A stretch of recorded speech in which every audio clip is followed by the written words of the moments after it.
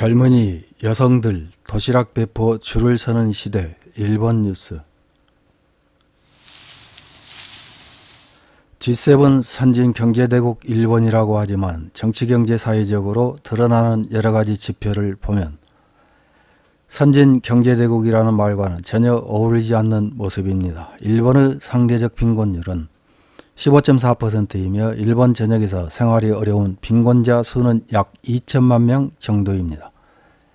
이렇게 생활이 어려운 사람들을 지원하기 위한 제도로 생활보호제도가 있습니다. 대상자는 수입이 최저생활비를 밑도는 사람들입니다. 최저생활비는 최저한도 생활을 보내기 위한 최저한의 생활비인데 지역에 따라 다르게 책정됩니다. 2천만 명 정도인 빈곤자 중 생활보호제도를 이용하고 있는 사람들은 약 10%밖에 안 된다고 합니다. 이렇게 생활보호제도 이용률이 저조한 이유로 자기 일은 자기 스스로 책임져야 한다는 국민성과 생활이 어려우면 가족의 도움을 받으라는 지자체, 생활보호 대상자들을 폄하하는 언론의 보도 자세 등을 들고 있습니다.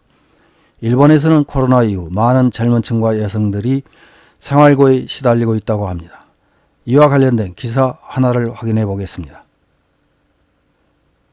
11월 22일 아에라다시라는 매체에 실린 젊은이와 여성이 도시락 배포 줄에 늘어서는 시대에 누구나 빈곤 리스크를 안고 있는 사회가 된 원흉은 이라는 제목의 기사입니다. 기사를 보면 일본 경제는 버블 붕괴 후 침체가 계속되고 있어 격차가 퍼지고 빈곤이 넓고 깊어지고 있는데 배경에 뭐가 있는지 알아보겠다면서 시작됩니다. 생활공공자를 지원하는 NPO 법인 테노아시가 한 달에 2번 실시하는 도시락 무료 배포에 사람들이 줄을 서 있다. 중장년 남성이 많지만 젊은이와 여성의 모습도 눈에 띈다. 1시간 가까이 줄을 서 있던 33세 남성은 정말 도움이 된다며 안도 표정을 짓는다. 제조사의 영업직으로 일하고 있었지만 작년 여름에 신종 코로나 바이러스에 감염되어 장기 입원했다. 그 후 정신적 스트레스로 퇴직, 의지할 수 있는 사람도 없고 저축으로 연명하고 있었지만 고물가도 있어 저축은 점점 줄었다. 올해 들어 SNS에서 식료품 배포 소식을 알고 매번 줄을 서게 됐다. 테노아시 사무국장에 의하면 이날 준비한 것은 520식. 코로나 이전의 3배를 넘는 수준이다. 받은 사람은 금년 1월에는 600명을 넘었다. 5월에 코로나가 5류로 이행해 이용자는 줄어들 줄 알았는데 지금도 매번 500에서 550명이 줄을 선다고 한다. 사무국장은 이기감을 드러낸다. 빈곤이 넓고 깊어지고 있습니다. 특히 지금은 고물가로 여성과 젊은 직장인 등 살 집은 있지만 생활이 어려워졌다는 사람이 늘고 있습니다. 나라가 어떻게든 손을 쓰지 않으면 사회 불안의 원인이 될지도 모릅니다. 일본은 90년대 초반부터 잃어버린 30년에 돌입했다. 경제는 정체되고 격차가 퍼져 이제는 평범한 젊은이와 여성들이 도시락 배포 줄에 서게 되었다. 지난 30년 동안 무엇을 잃어버렸는가? 부모 세대가 손에 넣은 모든 것을 얻지 못한 30년이었습니다. 빈곤 현장을 오랫동안 지켜본 작가 아마미야 도코로-린 씨는 그렇게 표현한다. 지금 48세인 아마미야 씨는 잃어버린 30년과 자신의 30년간이 겹친다고 한다. 20세부터 50세까지의 30년간은 인생에서 매우 중요한 시기입니다. 취직을 하고 사람에 따라서는 결혼을 해 아이를 낳고 육아를 합니다. 대출받아 집을 사는 사람도 있습니다. 그러나 정규직으로 취업하지 못하고 비정규직이 된 사람은 불안정한 고용과 저임금으로 인해 결혼도 집을 사기도 어렵다. 그것을 자기 책임이라고 비난받고 본인들의 의욕 부족과 능력 탓으로 돌렸다. 많은 사람들이 자신을 책망하고 병들어 갔다. 아마미야 씨는 모든 스타트는 고용 파괴에 있다고 지적한다. 고용 파괴의 원흉이 된 것이 1995년에 니케이 렌이 내놓은 신시대의 일본적 경영이라는 제목의 보고서입니다. 니케일에는 언제든지 일회용으로 할 수 있는 초저가 노동력 고용 유연형을 제안했습니다. 당시 버블 붕괴로부터 몇 년이 지나 어느 기업이나 과잉 채무와 설비, 인원을 떠안고 경영 악화에 빠져 있었다.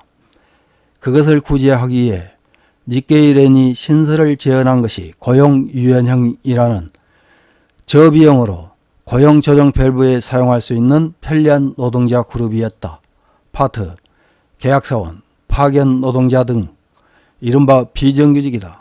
이제 비정규직은 약 2천만 명으로 전체 노동자의 40% 가까이에 이른다. 도처의 빈곤 리스크를 안고 있는 사람이 있습니다. 특히 여성이 늘어 젊어졌습니다. 코로나에서의 생활 공공자를 위한 상담회를 열면 찾는 사람의 약 20%는 여성으로 전체의 절반 가까이가 20대, 30대라는 것이다. 20년 이상 빈곤 문제와 관련해 보지 못했던 일이라고 아마미야 씨는 말한다. 코로나로 건강이나 음식 등 젊은 여성이 많이 일하는 직장이 타격을 받은 적도 있습니다. 한편 사회로부터 여성과 젊은이를 지킬 여력이 없어지고 있습니다. 평범하게 살다가도 사소한 일로 단번에 누구나 빈곤에 빠지는 사회가 되었습니다. 이런 기사에 달린 일본 네티즌들의 댓글 몇 개를 확인해보고 마치겠습니다. 첫 번째 댓글입니다. 가난해졌다고 하기보다는 형편없어졌다. 직장이나 주거가 있어도 식사 대접을 받는 것에 재앙이 없어졌다. 무료이기 때문에 안 받으면 손해라고 생각하는 사람이 많아졌다. 아쉽게도 그것이 가장 큰 이유라고 생각한다. 다음 댓글입니다. 빈곤 리스크도 있겠지만 거기서 자력으로 벗어나고 싶다는 의지도 부족하지 않습니까? 부모 뽑기처럼 내가 잘 안 되는 것은 환경 탓이라는 말이나 풍조가 확산되는 경향이 있는 것은 그런 것이겠지요. 다음 댓글입니다. 줄을 선 사람 모두가 빈곤하다고는 할 수 없다.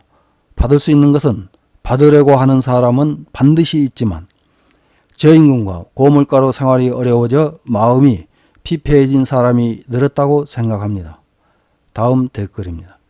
경단련 등의 경영자 단체는 스스로의 이익을 우선하기 때문에 자민당과 함께 노동자의 임금을 계속 낮췄다. 엔저 정책으로 식료품 등의 값이 대폭 오르고 빈곤자가 늘었기 때문에 너무 지나치다고 판단하고 있다.